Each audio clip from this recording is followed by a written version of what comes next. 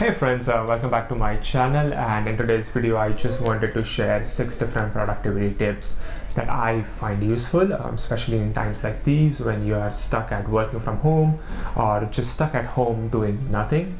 At least for me, I like to be a little bit productive and get things done rather than just binge watch Netflix, even though that's quite fun. And these 6 productivity tips are divided into 2 different categories. One being how you can be productive at home while you're working for your regular job, your regular 9 to 5.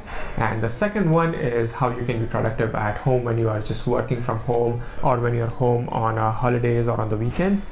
It's just general productivity tips on how to get things done in your day. So without further ado, let's begin. So let's begin with tip number 1, giving yourself a dedicated workspace as your home office. The surroundings you put yourself into has a certain amount of influence over your psychological state and the choices you make out of it. So you want to make sure that your brain isn't working too hard against your environment to get your tasks done. You also want to isolate from people who might interrupt you, like if you're living with a family or a bunch of roommates like I do.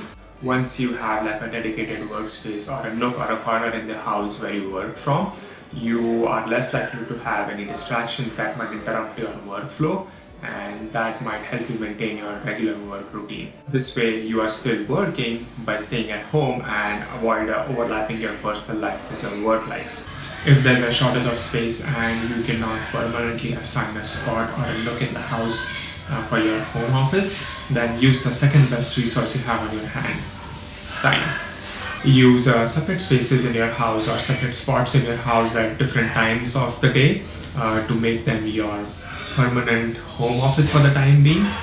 For example, if your work starts from say 7:30 or 8 in the morning and everyone in the house is waking up at say 10 or 10:30, 11, what I do is I usually set up my desk. I go to my kitchen and clean the kitchen table, set up my workspace there, and work from say 8 to 10 on the kitchen table and make that space my workspace. Once the clock hits 10 o'clock or I see people start waking up, I get my stuff together, rearrange the dining table as the dining table, and then go to my next spot and use that next spot as my office space. So the people after me can use the dining space as the dining space. This technique can be combined perfectly with time boxing, so you are assigning a certain task a certain amount of time based on the spot in the house where you can be for a certain amount of time.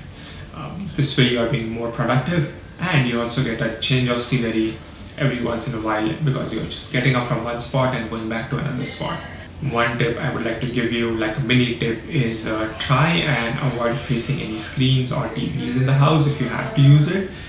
Just because if someone else is watching the TV, you might feel the need and get distracted and keep switching between work and TV. If you have to look at a blank wall, stare at it and get your work done, just do it. It's better than looking at a screen and getting distracted. The second tip ties in perfectly with the first one, and the second tip is maintain your daily work routine if you have one. This is so important to maintain or follow. Like if you have a set work routine, stick to your routine, and having a dedicated workspace also helps in that, but try and stick to your routine.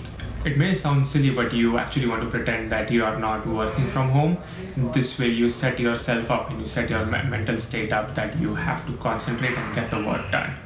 I mean, it is so easy to just wake up like half an hour or an hour earlier from your scheduled work time and just wake up, brush your teeth, wash your face, and just sit on your desk and start working in your pajamas. And most of the time you are also having breakfast on your desk while you start work. This seems convenient, but it also is a recipe for disaster because your mind is still in that state of mind of laying on the bed. What I mean to say is, once you get up, at least brush and then make sure to have a change of clothes. I'm not saying you have to change into like a perfect formal attire or suit up or dress up, but maybe just change it to something else, like a different set of clothes. If you have a change of clothes, you do that mental switch where now your brain knows that now it's time to work or now it's time to do something different. This helps a lot in boosting the productivity, just a simple change of clothes. And now let's get to tip number 3. The third tip I have is finding a way to get out of the slump. We all have this moment when we feel kind of tired and don't even want to look at the task at hand. And for me especially, that is usually after lunch in the afternoon, like in half an hour or hour after the lunch. I really feel sleepy and I just want to hide from work. This is where the slump hits me. So here are a few things that I personally do and you can do as well. I drink a lot of coffee and I find it very effective in helping me get out of the slump in the morning, especially in the morning when I just wake up. And I also have like a cup of coffee later in the afternoon after I've had my lunch, just to keep me awake and so that I don't feel sleepy. Some other things you can do to get out of the slump, because you don't want to take the caffeine intake later in the day, so as to not mess up with your sleep cycle. Have like a quick workout inside the house, which is something I'm really bad at, but that's besides the point. Have a quick workout inside the house. Basic exercises is just fine. All you're trying to do is just have a change of scenery so that you can get back to work in say 15 or 20 minutes. Something else that I do because I don't work out is I go for a walk, like a quick walk around the block or in the park, and that just relaxes me. I get some exercise by walking, but that's the most workout and walk I do. The whole point of doing something that takes you away from the screen is, one, you want to relax your eyes a little bit. You've been looking at that screen constantly and your eyes are stressed out, or your body is also kind of re-energized. If you're doing one thing continuously over a period of time, then your body gets used to it and kind of feels boring. But if you switch to something like going for a walk every couple of hours or between 3-4 hours, then your mind is energized, your body is energized, and you can be more productive this way, even though you are taking a few 15-minute breaks throughout the day. Now we can get into some general productivity tips which you can use at your work or also after work in your personal life. And tip number 4 is time blocking or time boxing. This is basically breaking down your tasks into small chunks and then scheduling those small chunks into small time slots on your calendar. And I have heard a few people that this doesn't work well for them because they feel constrained by the time slots and they feel like they are robots and they're just in go mode. But a lot of people find it very effective in managing their time, and most importantly on avoiding procrastination on things that are needed to be done. And procrastination, I think, is the biggest problem when you are kind of working from home. For time boxing to work as intended, there's 2 stages. There's one stage which is the planning stage and the second stage which is the execution stage. So what I do is I start my day the night before, and that's when I'm in my planning mode. This is where I sit and analyze my day ahead and break my day into small chunks or small tasks and then put them into small time slots on my calendar. Once the planning phase is done, I go to sleep, and then come next day when I wake up, I have my plan ready. All I have to do is go into execution mode and just complete everything. This is basically the robot mode, and I just go in there and keep bashing through the tasks one after the other. And I find it's pretty productive and it helps me get through most of my day without wasting any time. And once again, for this to work as it's supposed to work and it to be more productive, you have to do the planning portion of your day meticulously and accurately.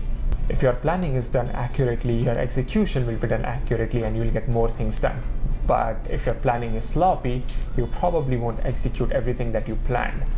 So make sure to always plan perfectly and accurately and just follow through your plan and execute all the tasks. If you do not want to micromanage your time to such an extent, what I would suggest is try writing your tasks down in the order you want to do them the next day. This way at least you have everything in front of you without any time constraints.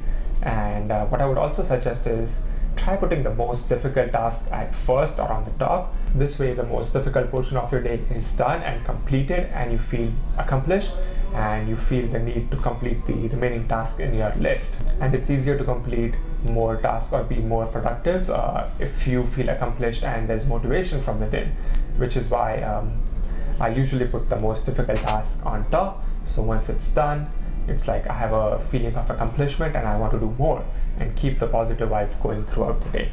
But that's tip number 4. Try time boxing or just jotting down your task in the order of the importance or in the order of difficulty. And now let's get to the 5th tip.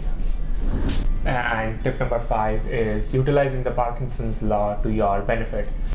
basically means if you give yourself a week to complete a 2-hour task, then psychologically speaking, that task will increase in complexity and become more and more daunting so as to fill the given week.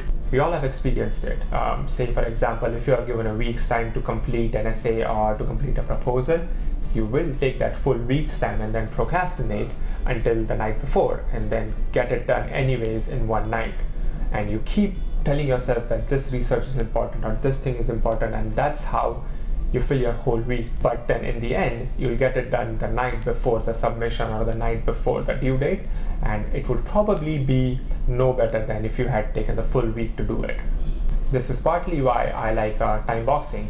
I know if I assign a specific time slot to a specific task, I would get more done in the specific day rather than just keeping a mental note of that time or assigning it a freehand time of say a week or 2 weeks. If I have a time constraint on the task ahead, I will get it done and I will get more things done because I have free time now because I finished that one task. So that was tip number 5, and now let's get to the last one, tip number 6. So tip number 6 is what I call the consideration of the future regrets. This is basically you asking yourself or your future self, what would your future self regret your current self not starting today? And the future self could be 1 year from now, 5 years from now, or 10 years from now. But asking that question is important because when you ask that question, you try to find an answer on something that you actually need to do rather than just sit there and fill up your time by watching Netflix. Especially in times like these when we are in self-isolation for a long time, consider asking this question for investing in yourself or growing yourself to be a more productive person. So I know for myself, my future self in like 2 years or maybe 1 year would regret my current self not starting to learn French. And because I asked that question, I was able to find the answer and the ways to fill up my time so that I could learn French, which is what I did by using Duolingo to learn basic French, but that's besides the point. All you have to do is ask that question, that what your future self will regret, you not utilizing the time that you have today and making use of that time rather than just wasting time once again watching Netflix. And once you have the answer, you have to take action. Take the steps to follow through your answer. And yeah, that's kind of the end of the conversation on how to be more productive when you're working from home. And if you did like the video, feel free to hit the like button and also consider subscribing for more such videos in the future, since I have a lot of time in quarantine now.